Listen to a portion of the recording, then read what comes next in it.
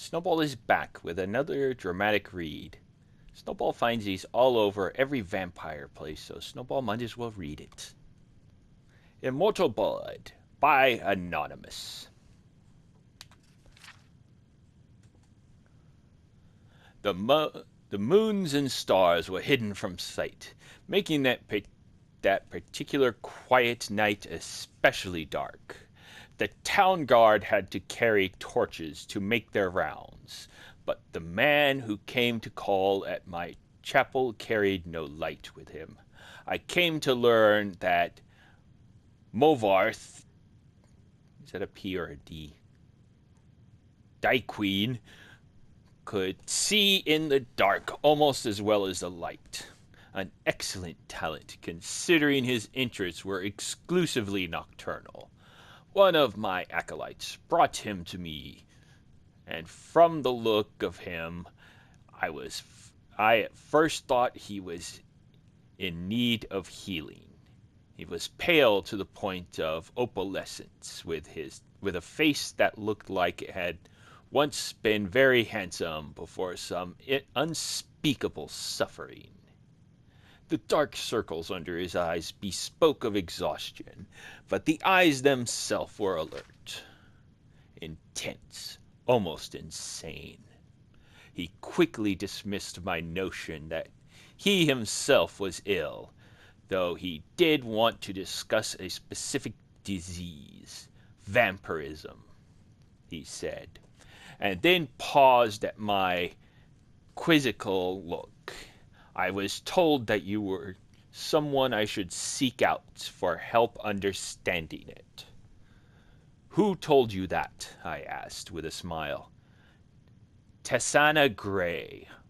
I immediately remembered her, a brave, beautiful knight who had needed my assistance, separating fact from fiction on the subject of the vampire.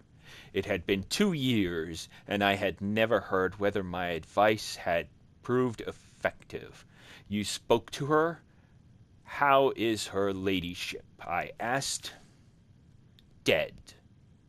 Movarth replied coldly, and then responded to my shock. He added to perhaps soften the blow. She said your advice was invaluable, at least for the one vampire. When last I talked to her, she was tracking another. It killed her.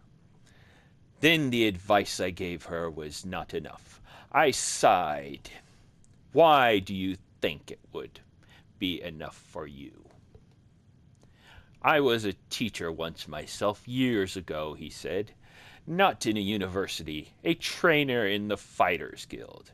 But I know that if a student doesn't ask the right questions, the teacher cannot be responsible for his failure. I intend to ask you the right questions.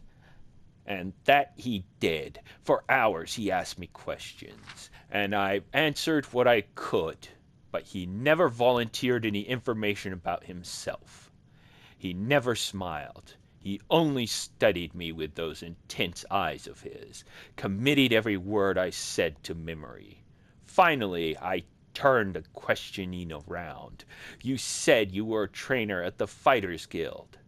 Are you on an assignment for them? No, he said curtly, and finally I could detect some wariness in those feverish eyes of his. I would like to continue this tomorrow night if I could. I need to get some sleep and absorb this. You sleep during the day, I smiled. To my surprise, he returned the smile, though it was more of a grimace. When tracking your prey, you adapt their habits. The next day he did return with more questions, these ones very specific. He wanted to know about the vampires of eastern Skyrim. I told him about the most powerful tribe, the Volkar, paranoid and cruel, whose very breath could freeze their victims' blood in the veins. I explained to him how they lived beneath the ice of remote and haunted lakes. never venturing into the world of men except to feed. Movarth the Queen listened carefully and asked more questions into the night, until at last he was ready to leave. I will not see you for a few days, he said, but I will return and tell you how helpful your information has been. True to his word, the man returned to my chapel shortly after midnight 4 days later. There was a fresh scar on his cheek, but he was smiling that grimace, but satisfied smile of his. Your advice helped me very much, he said, but you should know that the Volcar have an additional ability you didn't mention. They can reach through the ice of their lake without breaking it. It was quite a nasty surprise being grabbed from below without any warning. How remarkable, I said with a laugh, and terrifying. You're lucky you survived. I don't believe in luck. I believe in knowledge and training. Your information helped me, and my skill at melee combat sealed the bloodsucker's fate. I've never believed in weaponry of any kind. Too many unknowns. Even the best swordsmith has created a flawed blade, but you know what your body is capable of. I know I can land 1,000 blows without losing my balance, provided I get the first strike. The first strike, I murmured, so you must never be surprised. That's why I came to you, said Movarth. You know more than anyone alive about these monsters, in all their cursed varieties across the land. Now you must tell me about the vampires of northern Valenwood. I did as he asked, and once again his questions taxed my knowledge. There were many tribes to cover. The Bonsamu, who were indistinguishable from Bosmer, except when seen by candlelight. The Kirilith, who could disintegrate into mist. The Yekif, who swallowed men whole. The dread Talboth, who preyed on children, eventually taking their place in the family, waiting patiently for years before murdering them all in their unnatural hunger. Once again he bade me farewell, promising to return in a few weeks, and once again he returned as he said, just after midnight. This time Movarth had no fresh scars, but he again had new information. You were wrong about the Kirilith being unable to vaporize when pushed underwater, he said, patting my shoulder fondly. Fortunately, they cannot travel far in their mist form, and I was able to track it down.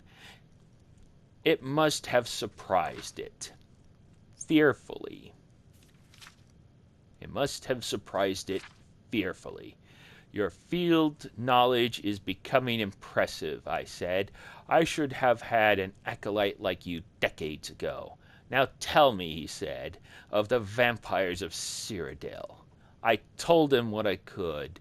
There was but one tribe in Cyrodiil. A powerful clan had outstead all others competitors. Much like the Imperials themselves had done, their true name was unknown, lost in history, but they were experts at concealment.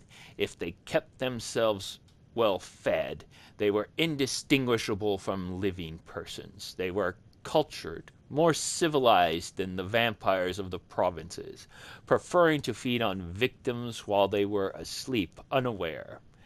They will be difficult to surprise, Movarth frowned. But I will seek one out and tell you what I learn.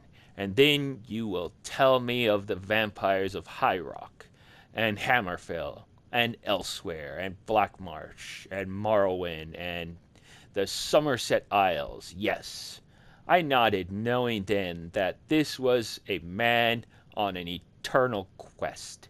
He wouldn't be satisfied with but the barest hint of how things were. He needed to know it all. He did not return for a month, and on the night that he did, I could see his frustration and despair.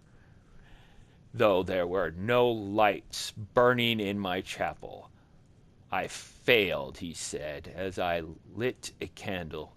You are right. I could not find a single one. I brought the light up to my face and smiled.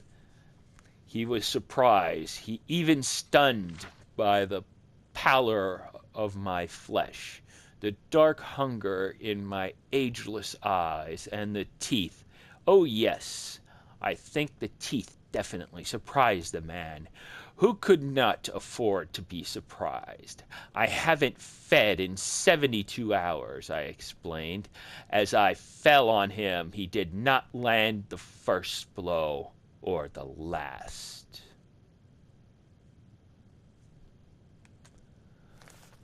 And that would be Immortal Blood, the book that is on every vampire in all of Skyrim or somewhere nearby. Whenever you go on a vampire hunt, you will find this in their lair, sometimes even on them. This was Snowball Dramatic Reads. Have a good day. Bye bye.